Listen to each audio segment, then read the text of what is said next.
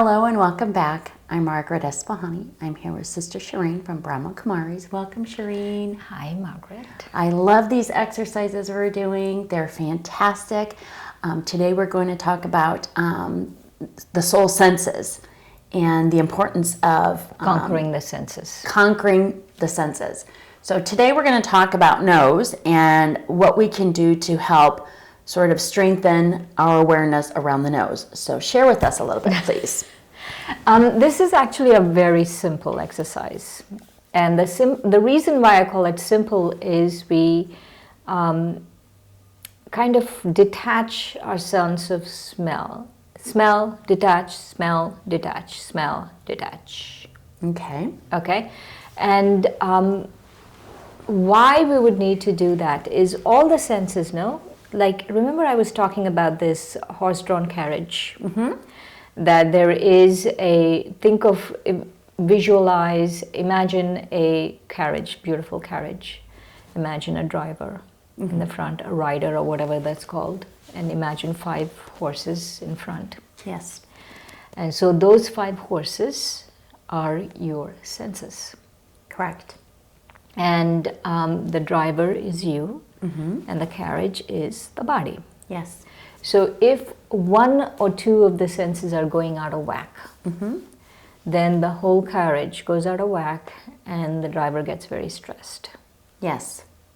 And so that is why it's important for us to be able to have control over each of our senses. And because each of those horses, not even one of those horses can go out of control, right? Right. Yeah, and that's why a coachman has 5 reins. Right. You know, because if one is trying to go off this way, he yanks it back. Right. You know, and so there's a harness and whatever. So, very good point. So we have to rein it in. Rein it in. So the nose, even though it doesn't feel important, like the eyes and the ears are really important.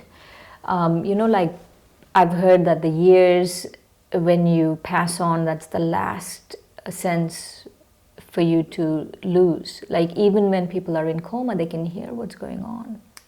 Interesting. Because that's the last sense to go. So those are important. Eyes and ears, totally important. Yes. Right? Because we want to hear sweet things and all of that. But the nose, even though it seems benign, it's important.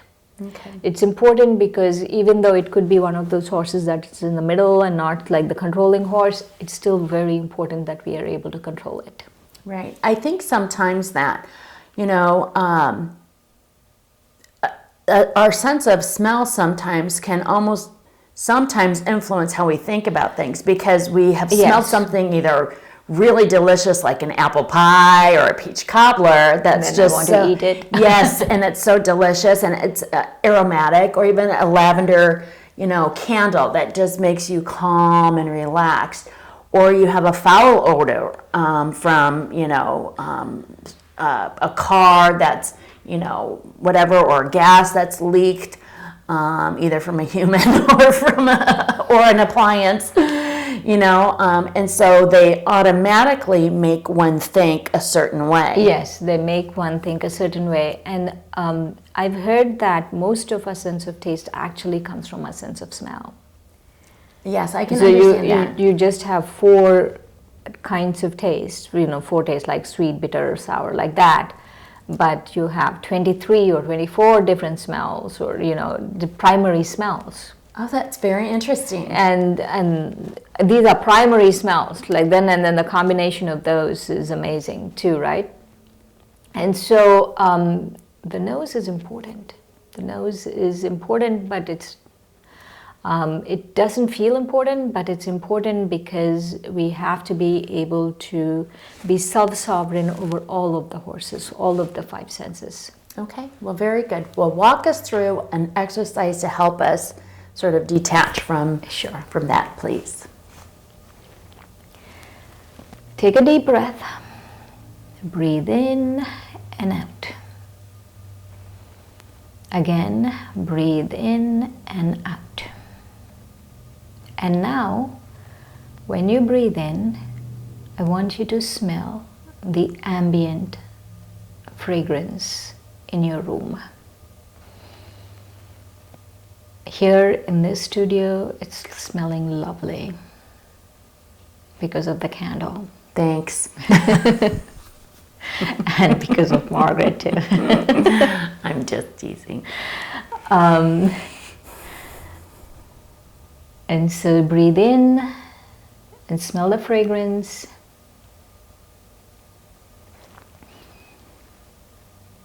And breathe out.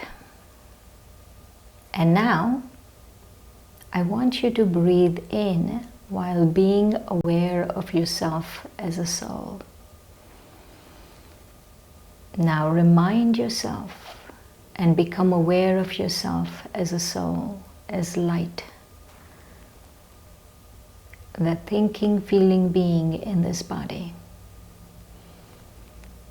And now, the soul, as a soul, command the body to breathe. Breathe and take in the fragrance. The soul is taking in the fragrance. The soul is smelling. Again, breathe in. And I, the soul, remember that the soul is smelling. The soul is the one experiencing this fragrance.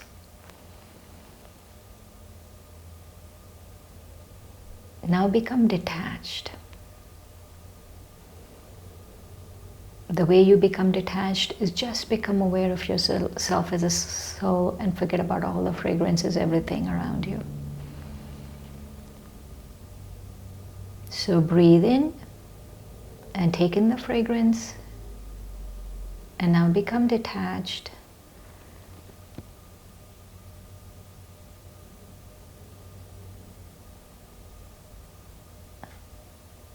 And become aware of yourself as a soul. Again, breathe in, take in the fragrance, and then become aware of yourself as a soul.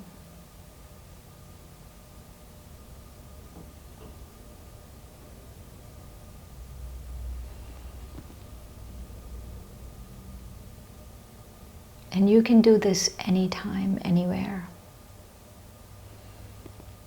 And the amazing thing about this exercise is that you can choose what to smell and what not to smell. You have complete command.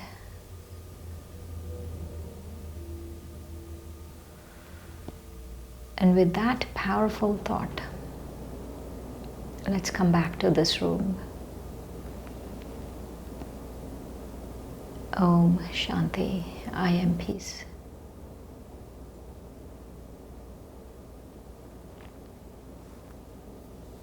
Om Shanti. Really very interesting exercise because, when I do that detachment piece, it really allows me to separate myself from the smell. And then subsequently, any thoughts and ideas I have regarding that. And it allows me to just reflect as a soul. Right. And just be in the moment Right. of being a soul. And not having to worry about my feelings regarding whatever it is I was smelling. Good or bad, or a positive smell or a not so positive. It just allowed that detachment to happen, and that was really, really good. The interesting thing for me is, and I know that we will talk about taste in our next series or in our next session. But just give me a little bit of how can I combine those two, not in a whole lot of detail, but detach myself from the smell as I'm tasting or as I'm touching. So if I'm touching a piece of fruit and I'm going to smell the fruit, or Yeah, actually, it's an interesting thing to do now that you've mentioned it, that while we are eating, because most of our eating is about smell. And when whatever we are smelling, even though it smells good, it might not be good for the body.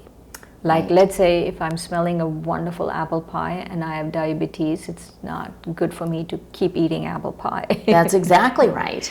That's exactly right. So I have to, be careful about these things. And so, I think if you don't mind, I'm going to just interject really quick. You made a really good point that even though that there are some very comforting smells out there, to have that moment where you can say, or take that detachment away from the smell, so you can identify that maybe, even though it's a wonderful smell, it may not be healthy for me, for whatever. And it could be that, or it could be something else, in any example. Right, right. And, but having that detachment from the smell is really important. That's, the light bulb just went off in my head now that as I think of certain things that maybe, may not be in my best interest. Right. What happens is once you keep doing this exercise, you will be able to do it on demand.